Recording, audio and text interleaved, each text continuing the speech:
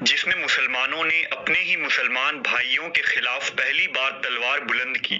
حضرت عمر فاروق رضی اللہ تعالیٰ عنہ کے بعد یہ فتنے کا دروازہ کھل گیا اور امت مسلمہ ایک بڑی آزمائش میں مبتلا ہو گئی، جس میں ایک طرف نبی صلی اللہ علیہ وسلم کی زوجہ اور دوسری طرف اہل بیت رسول تھے۔ دراصل عربی زبان میں نر اونٹ کو جمل کہتے ہیں، اور حضرت علی رضی اللہ تعالیٰ عنہ کے خلاف اس جنگ میں ام المومنین حضرت عائشہ رضی اللہ تعالیٰ عنہ جب میدان جنگ میں آئیں تو عسکر نامی ایک اونٹ پر سوار تھیں، اس لیے اس جنگ کو جنگ جمل کہا جاتا ہے۔ اس جنگ کا پس منظر کچھ یوں تھا کہ جب حضرت عثمان غنی رضی اللہ تعالیٰ عنہ خلیفۃ المسلمین مقرر ہوئے تو آپ نے اپنے چچا زاد بھائی مروان بن حکم کو حکومت کے اعلیٰ عہدوں پر فائز کر دیا۔ مروان ایک بدبخت اور سازشی شخص تھا، لہٰذا اس نے اپنی سازشوں سے بڑے بڑے کبار صحابہ جو حضرت عمر رضی اللہ تعالیٰ عنہ کے دور سے گورنری کے عہدوں پر فائز تھے، انہیں معزول کر دیا۔ لہٰذا کچھ ہی عرصوں میں کوفہ اور بصرہ جیسے صوبوں میں بدعنوانی پھیل گئی اور لوگ حضرت عثمان کے متعلق بدگمان ہو گئے۔ وہیں بصرہ اور کوفہ کے لوگ حضرت طلحہ اور زبیر رضی اللہ تعالیٰ عنہ کی رہنمائی میں حضرت عثمان کو خلافت سے معزول کرنے کا ارادہ کر لیا۔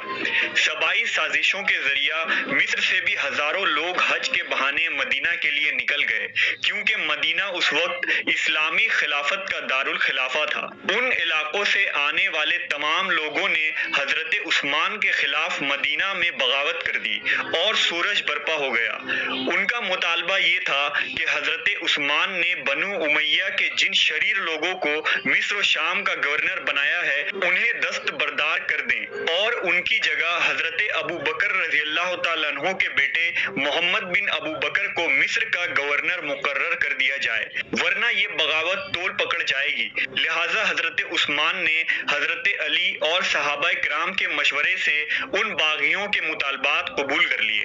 اگلے دن مدینہ ان فدائیوں سے خالی ہو گیا اور قافلہ مصر کو نکل گیا، لیکن مروان کی سازش سے ایک جعلی خط ایلچی کے ذریعہ مصر کے گورنر کو بھیجا گیا، جس میں یہ لکھا تھا کہ وہ قافلہ جیسے ہی مصر پہنچے محمد بن ابو بکر سمیت انہیں قتل کر دیا جائے۔ ہوا یہ کہ اس ایلچی کو راستے میں ہی مصر واپس لوٹنے والے باغیوں نے پکڑ لیا اور خط پڑھ کر برہم ہوئے۔ تمام باغی مدینہ واپس لوٹے۔ حضرت عثمان غنی رضی اللہ تعالیٰ عنہ کو وہ خط دکھایا جس میں آپ کی انگوٹھی کی مہر بھی لگی تھی۔ حضرت عثمان نے جب اپنی انگلی دیکھی تو انگوٹھی غائب تھی، لہٰذا انہیں علم ہو گیا کہ یہ ایک جال سازی ہے تاکہ باغیوں کو خلیفہ کے خلاف بدگمان کی جائے۔ حضرت عثمان نے قسم اٹھائی کہ یہ فرمان ان کا نہیں ہے، یہ خط صرف ایک سازش ہے، لیکن محمد بن ابی بکر نہیں مانے اور باغیوں نے طوفان کھڑا کر دیا۔ انہوں نے یہ مطالبہ کیا کہ حضرت علی رضی اللہ تعالیٰ عنہ کو خلیفہ مقرر کیا جائے اور حضرت عثمان کو قتل کیا جائے۔ حضرت علی نے اس سے انکار کیا۔ باغیوں نے مسجد نبوی کا محاصرہ کر لیا۔ یہ محاصرہ کئی دنوں تک چلا۔ آخر کار ایک دن ان لوگوں نے دروازہ توڑ دیا اور مسجد میں داخل ہو کر حضرت عثمان کو شہید کر دیا۔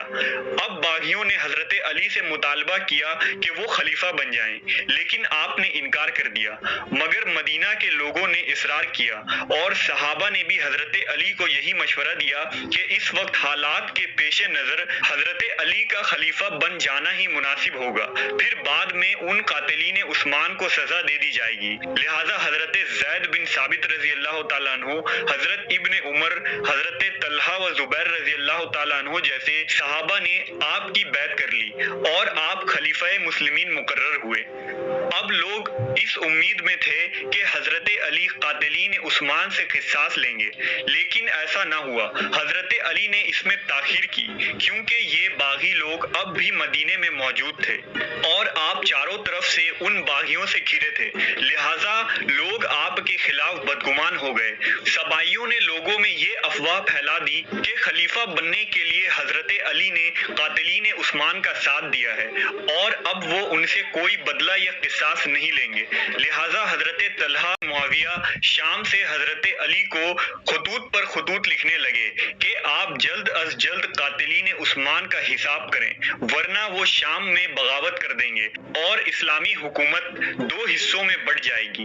حضرت علی کے خلافت کے چوتھے مہینے حضرت طلحہ اور زبیر بصرہ پہنچے اور لوگوں کو خطبوں میں بتایا کہ وہ حضرت علی کی بیعت توڑ رہے ہیں، کیونکہ انہوں نے خوف کی وجہ سے یہ بیعت کی تھی۔ لہٰذا انہوں نے ام المومنین حضرت عائشہ رضی اللہ تعالیٰ عنہا سے درخواست کی کہ وہ حضرت علی کے خلاف ان کا ساتھ دیں، کیونکہ مسلمانوں کے نزدیک حضرت ام المومنین کی شخصیت نہایت ہی قابل احترام ہے۔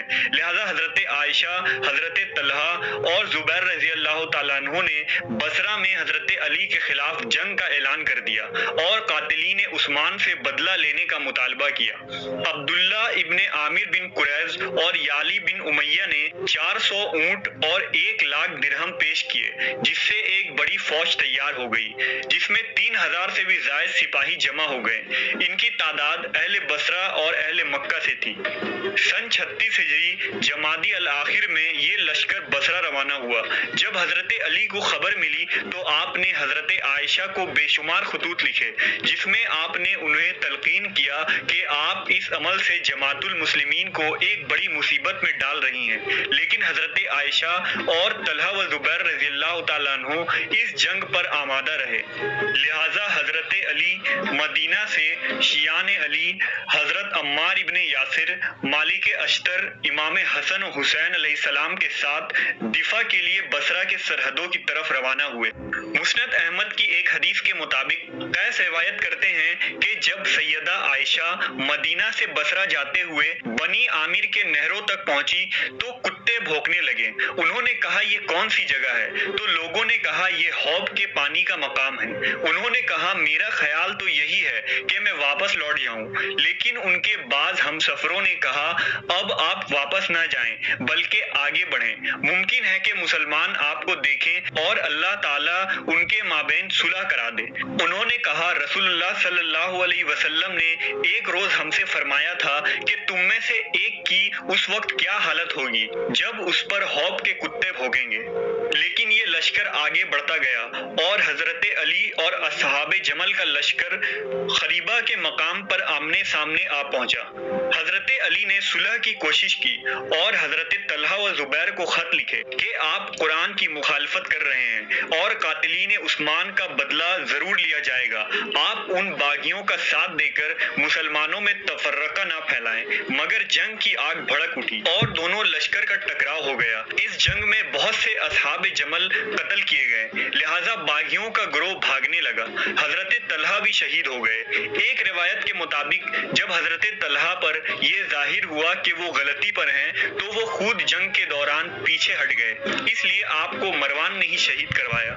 روایتوں کے مطابق حضرت علی نے اس اونٹ کے پاؤں ذوالفقار سے کاٹ دیے جن پر ام المومنین سوار تھیں، لہٰذا جنگ کا خاتمہ ہوا اور حضرت علی نے حکم دیا کہ کسی بھی شخص کو قیدی نہیں بنایا جائے گا، کسی کا مال نہیں لوٹا جائے گا، اور حضرت عائشہ کو عزت و احترام کے ساتھ ان کے بھائی محمد بن ابو بکر کے ہمراہ مدینہ بھیج دیا گیا۔ بعد میں جب اہل بصرہ نے حضرت عائشہ رضی اللہ تعالیٰ عنہا کو وہ خطوط دکھائے جس میں انہوں نے لوگوں کو حضرت علی کے خلاف بھڑکایا اور قاتلین عثمان سے بدلہ لینے کے لیے اکسایا تھا تو حضرت عائشہ نے انکار کر دیا۔ وہ خط انہوں نے کبھی لکھے ہی نہیں تھے بلکہ یہ باغیوں کی سازش تھی۔ تب ام المومنین پر یہ راز افشا ہوا کہ وہ شدید غلطی پر تھی۔ احادیث کے مطابق بعد میں حضرت عائشہ جب بھی جنگ جمل کو یاد کرتی تو روتی تھی اور کہا کرتی کہ ہائے افسوس، مجھ سے یہ بدعت سرزد ہو گئی کہ میں حضرت علی کے خلاف نکلی۔